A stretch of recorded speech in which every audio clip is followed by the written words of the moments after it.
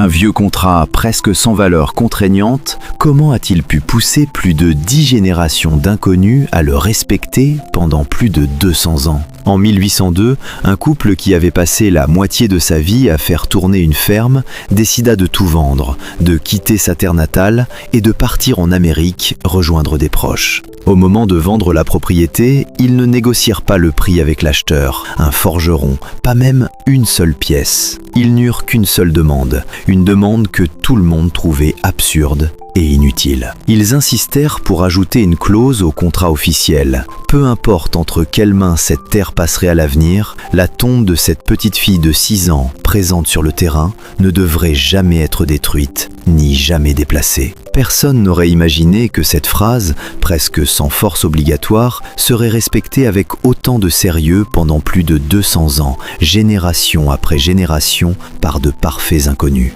À la fin de l'automne de cette année-là, Isabella, 6 ans, poursuivait des papillons sous les pommiers de la ferme lorsqu'une branche morte tomba soudainement et la frappa. Sa petite vie s'arrêta pour toujours durant cet automne-là. Partout dans la ferme, les parents voyaient les traces laissées par leur fille et ils avaient l'impression qu'on leur avait vidé le cœur. Dès qu'ils fermaient les yeux, ils la revoyaient courir et rire. Ils ne pouvaient plus continuer à vivre sur cette terre remplie de manques et de souvenirs. Alors, ils n'eurent d'autre choix que de vendre la ferme, le cœur brisé. Avant de partir, ils élevèrent de leurs propres mains une petite pierre tombale pour leur fille dans un coin de la ferme. On y grava seulement le nom d'Isabella ainsi que ses années de naissance et de décès. Dans chaque trait se cachait un attachement qu'ils ne pouvaient pas abandonner. Le jour de la signature, la mère formula sa demande les yeux rouges de larmes. Même s'il devait partir, elle voulait au moins laisser à sa fille un endroit paisible et sûr. Le forgeron regarda cette petite tombe solitaire, puis regarda ses parents qui tenaient à peine debout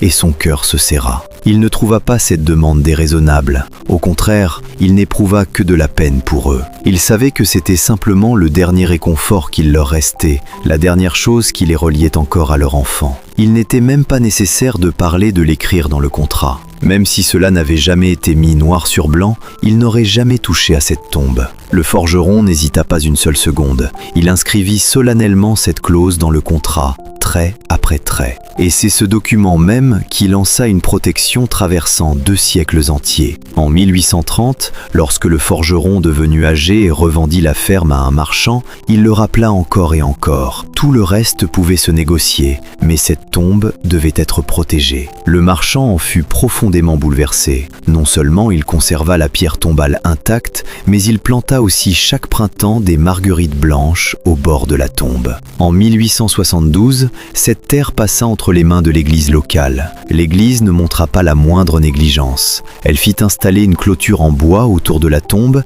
et fit enlever régulièrement les mauvaises herbes. En 1911, le gouvernement local projeta de construire à cet endroit une bibliothèque municipale. Beaucoup proposèrent de déplacer cette petite tombe, vieille de plus d'1 siècle, pour ne pas gêner le projet. Mais après avoir lu ce vieux contrat jauni, le personnel décida finalement de modifier les plans et de conserver la tombe intacte au centre de la cour de la bibliothèque. Plus d'1 siècle plus tard, la tombe d'Isabella se tient encore là, en silence. Le personnel nettoie régulièrement la pierre tombale et les lecteurs qui passent à côté ralentissent eux aussi instinctivement le pas. Aucune loi n'oblige qui que ce soit à faire cela et plus personne ne reparle sans cesse de ce vieux contrat. Pourtant, du forgeron au marchand, de l'église au gouvernement, génération après génération, des inconnus ont tous choisi de tenir leurs promesses. Au fond, ce qui traverse vraiment les siècles, ce ne sont jamais les clauses froides écrites sur le papier, mais la bonté et l'honnêteté qui ne se sont jamais éteintes dans le cœur des hommes.